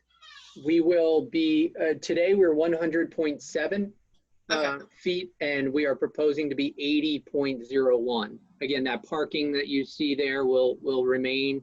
And so we are obviously not getting anywhere near that rear setback line. Okay, yeah, that's very reasonable, thank you. And then the building height, I know you're limited to 35 feet or 65, provided you get increase your setback allowances. But are you going to be anywhere close to 35 feet, or is that? We're going to match the existing building. Okay. All the architecture is intended to match the existing building, so our height will be consistent with the building today. Okay. Do you know what height it is? I can't tell by looking. It's 2 stories. As of now, Mr. Mervine may be able to chime in and give you that piece of information. I don't have the exact height handy to me. I don't have a 3-dimensional drawing. I only have the 2-dimensional. I do not have that information with me. Okay, thank you. Okay. I mean, we're okay mostly with it being about that height, but concerned in some ways of the buffering too. And for a few different reasons though too. One, as you guys are aware, I think a few years ago we made your attention when you first purchased the property that some concerns we had, and I think even on your drainage or on your plans, you acknowledged that there's currently severe drainage issues. So really, even in small storms like the one that we had yesterday, it fills up to this amount just almost immediately in what you're calling as your stormwater, retention basin. But that overtops very quickly. And our property is the vinyl fence, and we get a river running through our yard. So we actually most recently put plywood along the base of our fence to help to keep that river from running off our property. Because you can see, we had mulch running and it just runs right out and, ends up in our neighbor's yard and stuff when we do have, significantly, impacts with that drainage. So, we would want to make sure that the parking lot that you are designing has a few things in mind. And this I pulled from the ordinance, that we have designed and surfaced and properly graded for drainage that, maintains the stormwater management and that doesn't, impact our lot. And then also we do get headlight glare coming right in our dining room window from that area. So I don't know if you have any areas to mitigate that. As it comes through?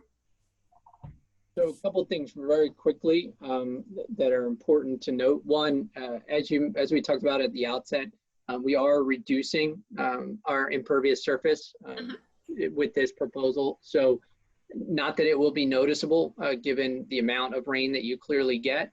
I'll come back to that. But we will not be making the situation worse with the proposal in terms of the runoff coming from it. And as I am advised, the vast majority actually of the runoff that ends up getting to that detention basin and then draining onto your property is actually from the adjoining property, which is the insurance agency we mentioned before. You can see the large parking field that they have. So we certainly understand that there's an existing issue there.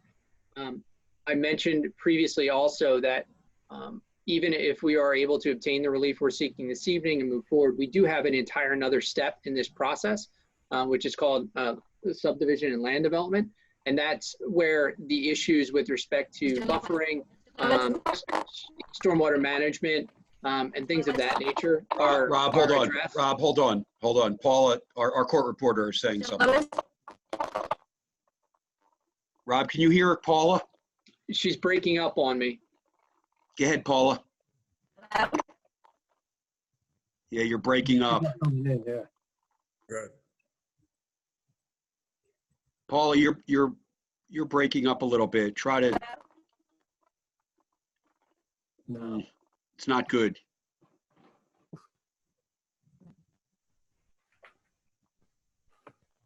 Hello? It's a little garbled. Yeah, we can hear you a little bit.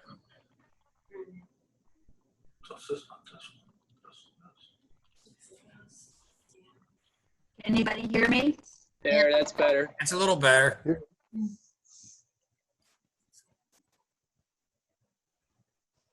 Hello? Can anybody hear me? I don't have a record. Yes, Paula, go ahead. It's not coming through. Whoever's speaking, you're really muted. I'm sorry, Paula. I'll get closer to the screen, to my microphone, if that'll help. Hello? Hello?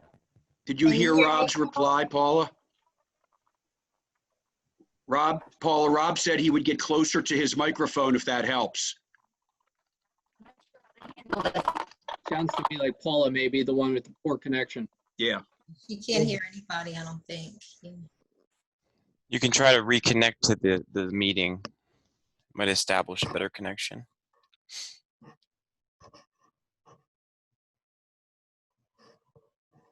Put me on screen. Hello? I'm not getting a record. Okay. Can you hear me? Try logging out and log back in, Paula. Hello?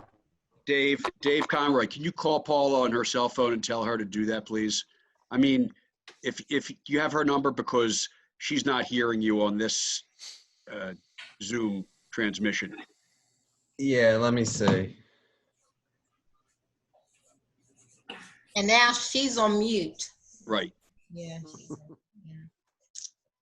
Paul, if you can hear me, you're muted. Right in front of her? I don't know. Unless she'll see us. Oh, no, she used to see us. We're up top there. Yeah. Oh, she's Maybe gone. she did. Yeah. There we go.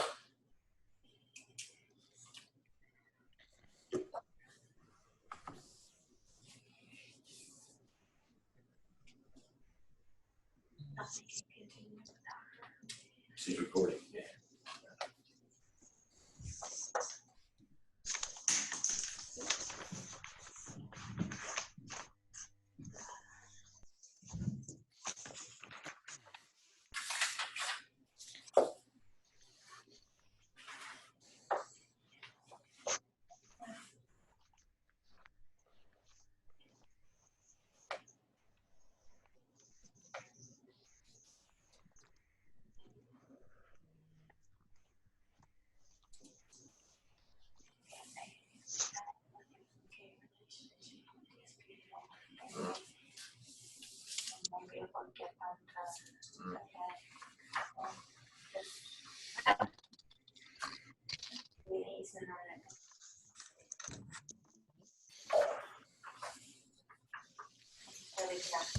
Paula, are you back? It looked like she was back for a moment. Yeah. Easy not to figure out.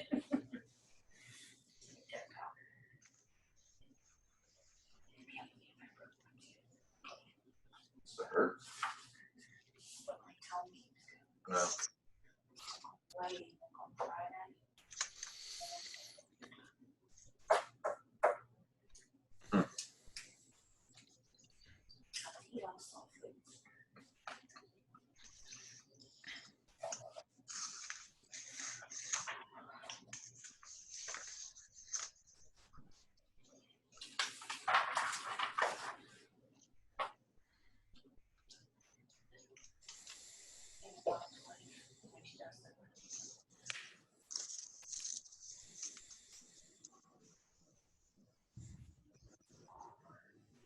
Am I? There she is. Can you hear me? Can you hear me? Yes. Better. Yes. Everything's clear again. Okay, thanks, Dave. Just call me back if we have a problem. All right. But that we have to go back to when Mr. Lewis was answering the question. Will do. Okay. Thank you. Paula, could you read back the last question that was asked? Let me see. I think I was asking about the headlight glare and what you were going to do to mitigate that. Exactly. Yep. And I think as I was about to describe that there is an entire separate process that is called subdivision and land development, and landscaping issues and buffering issues are typically addressed during that process. We have an interesting, obviously, situation here. It's an existing property, and so there is limited opportunity to do much. Again, we probably have restrictions on us as to what we can do because of the stormwater management facility to the rear. But as I represented to the question asked by one of the members of the board, if during the land development process, if we are permitted to plant some arborvitae, something of that nature on our side of the property, that would help increase the buffer and potentially address some of your existing issue with headlights. I don't have any reason to believe my client would have any objection to doing that. Okay. And I think I did see on your plans that you're planning to put a fence along the back and the side. Is that correct? Eric, do you know the answer to that question? I didn't recall seeing that, but It looked like on the plan it showed a vinyl fence that was along this two sides, it appeared. But I just know our fence, this vinyl one here, is about 6 inches off the property line. So I didn't know if like we're gonna have a 6-inch gap that we're gonna have to maintain between two fences, or is the plan to tie into our fence, or what? According to the plan, yeah, 6-foot vinyl fence. It's on the plan. With vinyl fence, yeah. 200 linear feet. sorry, I'm having trouble pulling my plan back up. I apologize. You Be able to take a look at that. But we're happy to coordinate that with you. During that land development process. Sure. Again, I guess the goal here is really to try and improve the interaction between the two properties. That'd be great. I mean, we're all for improvement. We just want to have not an impact or increase, issues that are, or maybe even mitigating some of the drainage. And you'll see here, I know we're talking about vegetation buffer. Those trees that we've been talking about are actually on the neighbor's property behind you. Excuse me, can you hear me? I'm not getting a record. Stop. I'm not getting a record. Stop. Hold on.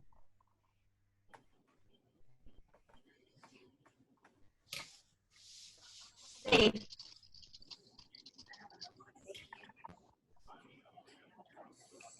Yes, it's still going on. Dave, I don't know what happened again. She started speaking and it's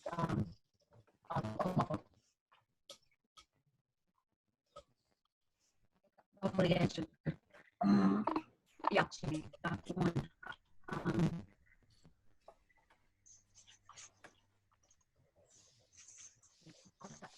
that's one. The whole thing is just muffled. Can you hear me? Am I muffled? Am I muffled? Okay.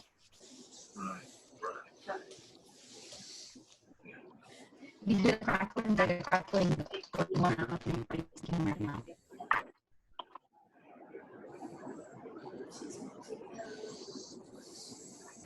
I don't know.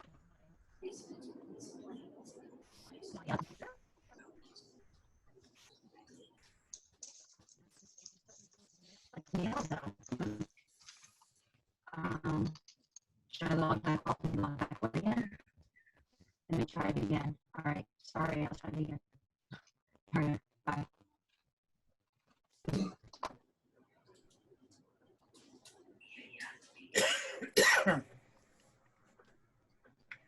All right, Paul is logging out and logging back in, apparently. No problem. She just listen from her cell phone if it happens again? I guess we could try that.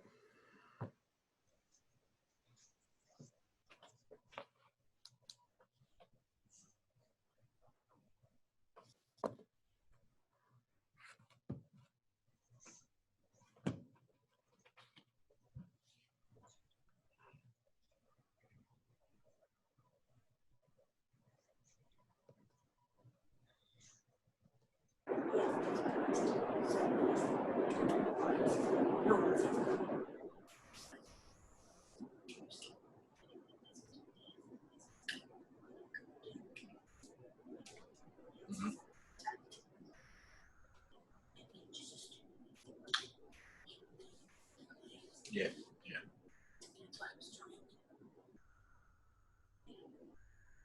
Okay, we're back up and running. Yes. Gotcha. Got me? Okay. All right. Should I continue? Yes, please. All right, so I was mentioning related topics, but these trees are the trees that are actually, we've been talking about. They are not on the property that we're referencing. They're actually our neighbor's trees. So that is not a buffer that's provided by this property. And you'll see here that this is what is being called a stormwater management system right now. I don't know if over time, you know, soil is dumped in it or something. Usually it's actually a depression pond and not filled. So, you know, we would want to make sure somehow a functioning stormwater management system is designed that can manage the stormwater from that property. The majority of the runoff actually does come right down the property line. There probably is a little bit from the adjacent lot, but you know, we're seeing that that has been an issue. Is there a plan to address that more significantly? I don't think that's a zoning issue. Correct. It's again, this is a land development issue, but I think more to the point, Ms. Wagner, on the plan, it is indicating that when we go through land development, that the intention is to regrade that area a bit, to add improved topsoil to that area to try and improve its functioning. Again, that likely goes beyond actually what any obligation would be because it is an existing condition and we would not be increasing the extent of impervious, but it is noted on the plan. And I would assume that if the board is inclined to grant relief tonight, they would do so incorporating the plan that we have submitted and marked as an exhibit. And since that is identified on the plan, it would then become binding on us to make those improvements. Yeah, in the zoning ordinance, it does indicate for parking lot that a planting strip shall be provided along each property line, which is opposed to, and that it has to be planted with a hedge, evergreens, or other suitable shrubbery, so arranged to minimize all that. So correct, and that would apply to any brand new parking lots or any brand new development. Those zoning ordinance provisions do not apply to existing properties retroactively. So again, there will be some improvements, I think, to the property, but we are not, the property owner is not able to be required to retrofit all of those items that you might see in the zoning ordinance. Paul is signaling. Stop again, guys. Stop again. Stop again. Stop. Go ahead, Paula.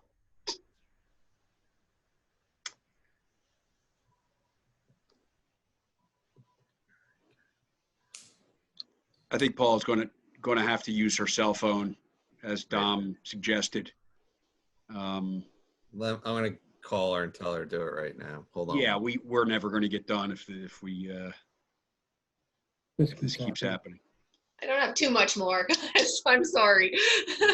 And I appreciate the discussion.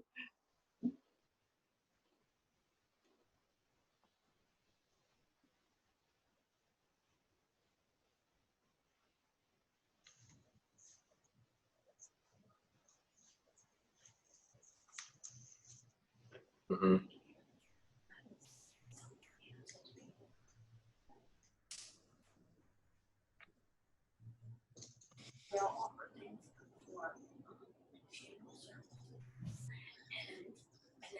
Some of it I was dying. The other one was like, I'm not quite dead. And it was just like, what is it that I texted or I Googled that's making them think buying a house? I'm not like, or selling a house, I guess. I don't know. Buy any life insurance? Did you read anybody's obituary? Not really.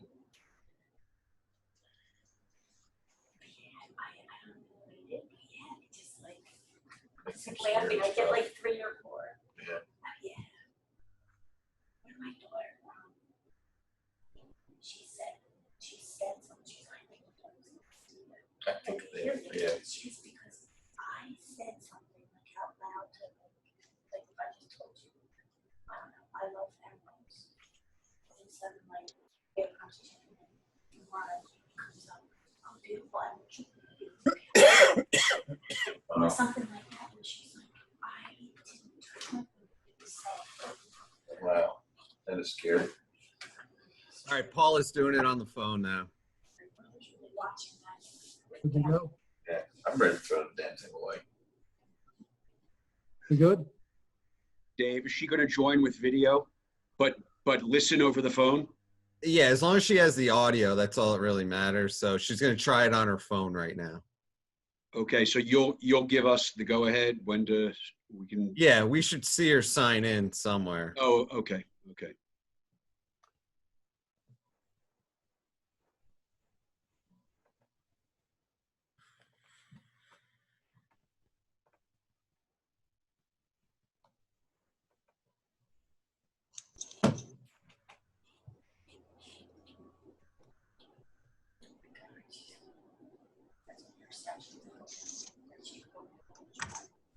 Mm.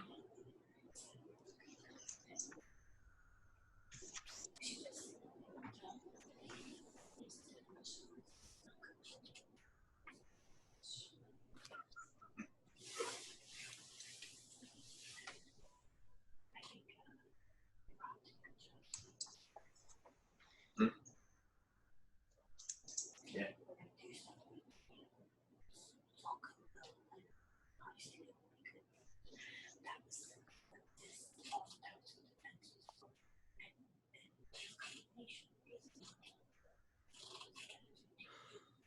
Mhm.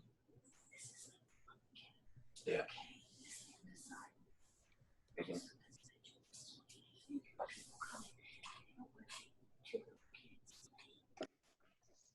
Right.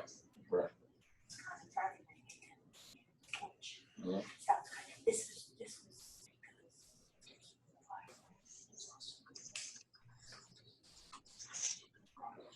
Mhm. Thank you. I think Mr. Raimondo is also having difficulty with his audio or needs to be unmuted. Yep. Thank you. It said the host will not let you unmute yourself. Yeah. Awfully inhospitable of the host.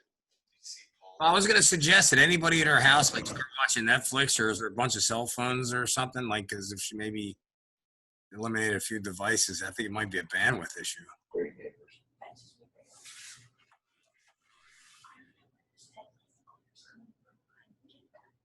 No. No. But they put a solid fence along here. There'll never be any clearer. Yeah. Yeah, you saw some pictures of it. Yeah.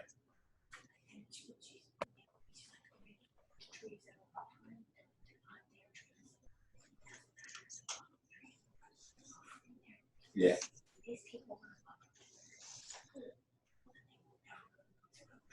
Mm-hmm. Yeah.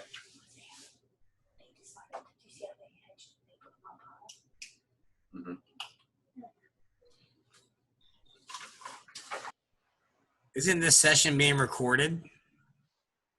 Yes. Can she listen to the recording and get an official record from that after the fact? Well, Yeah. she's got to know who's talking, and that's, I think, sometimes a visual, there's sometimes a visual thing on who's talking.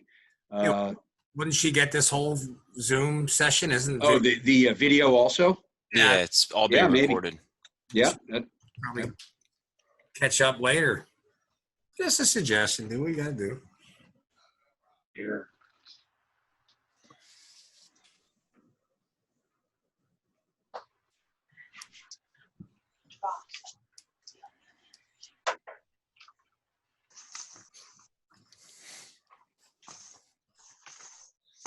Right there.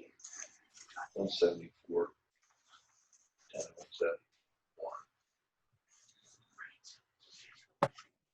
She said another minute or two. Okay.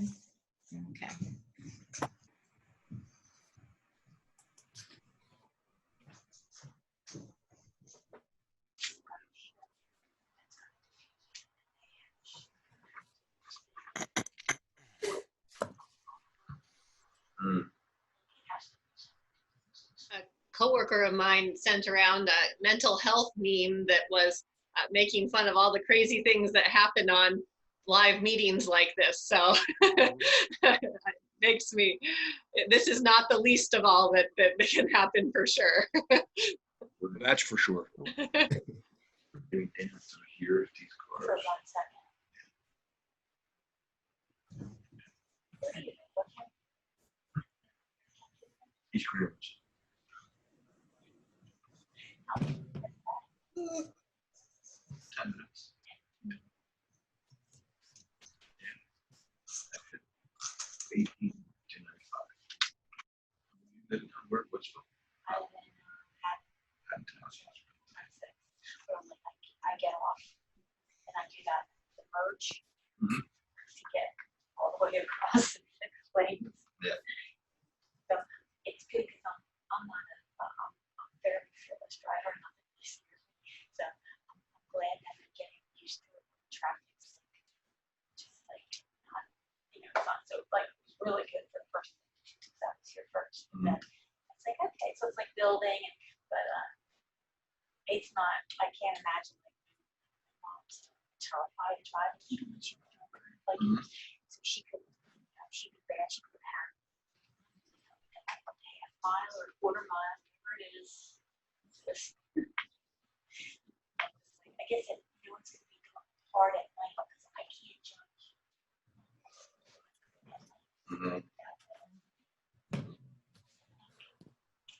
What lane they're in for sure. There's like a little bit of a. That's gonna be interesting.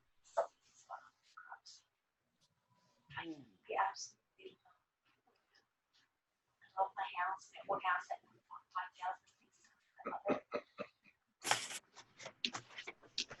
As long as you have closets. Our house has hardly any closets. Yeah.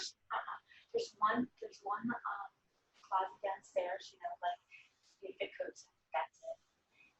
Upstairs, I've got, there's a nurse closet, so there's like a small one, and then there's the wall.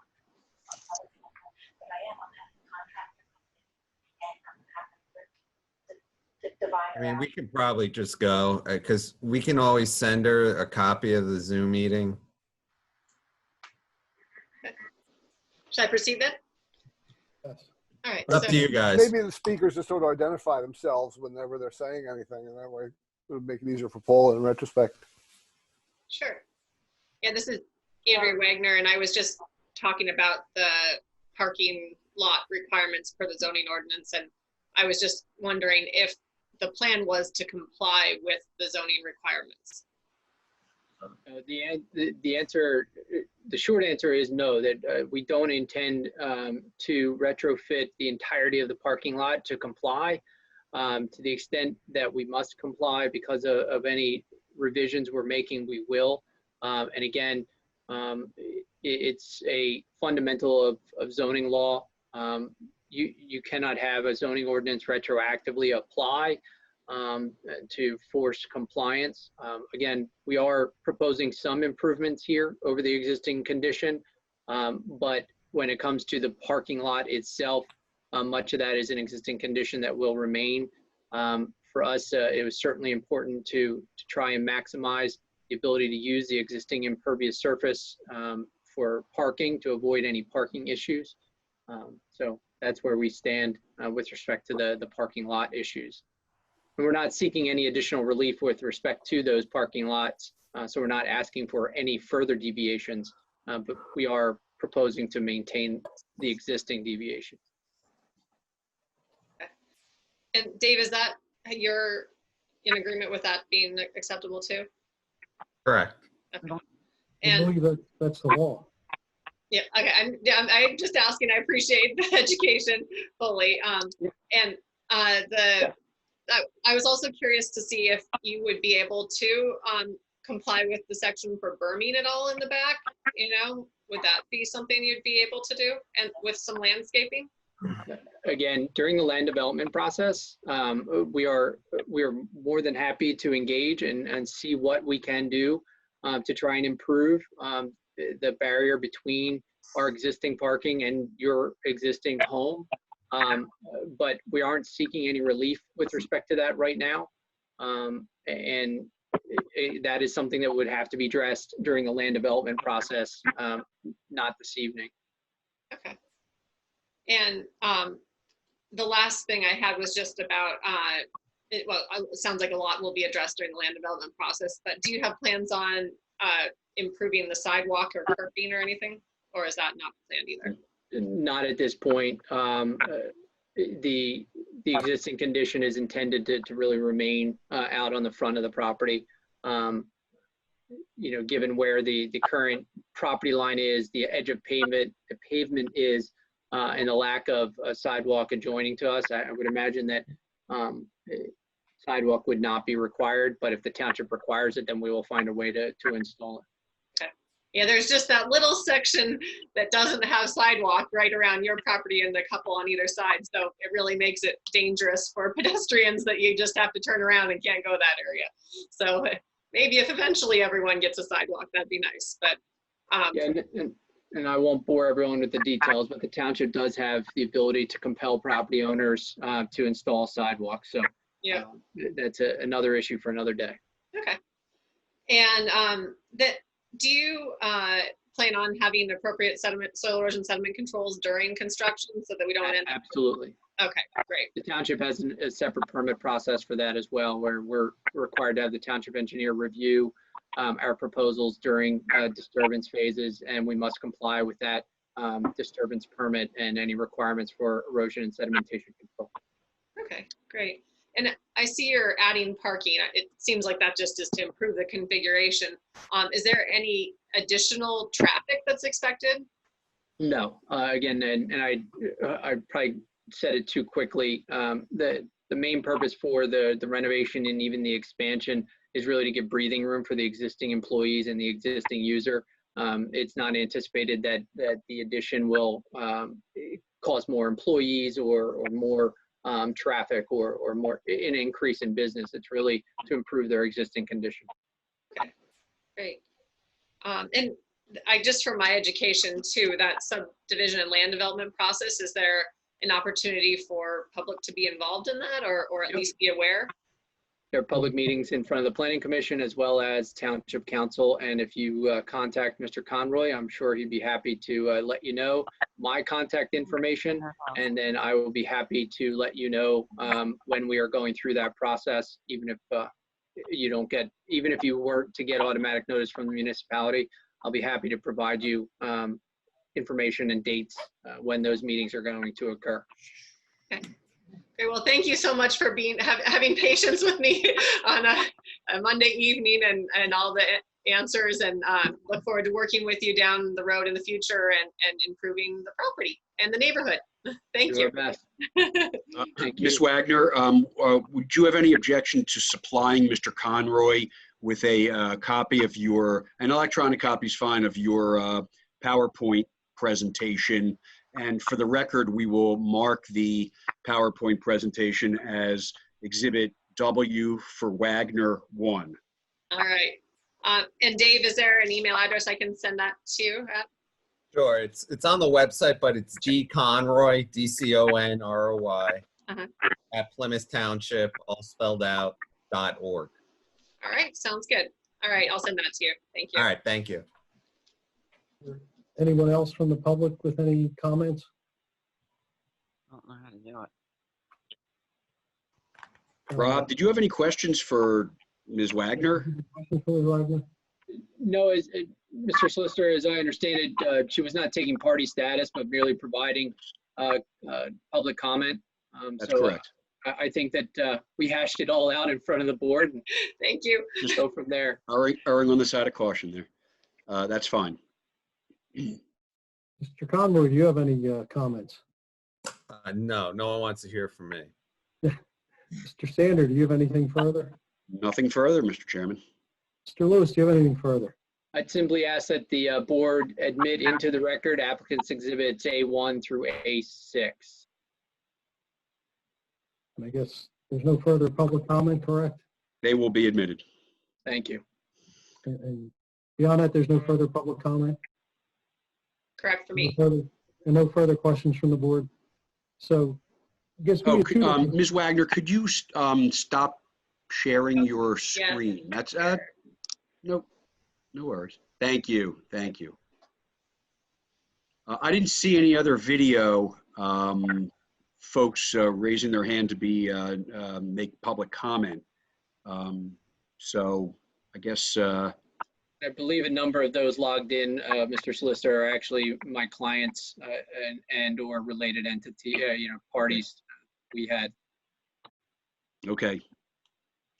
I think we're good to go, Mr. Chairman. So we have two issues before the board then.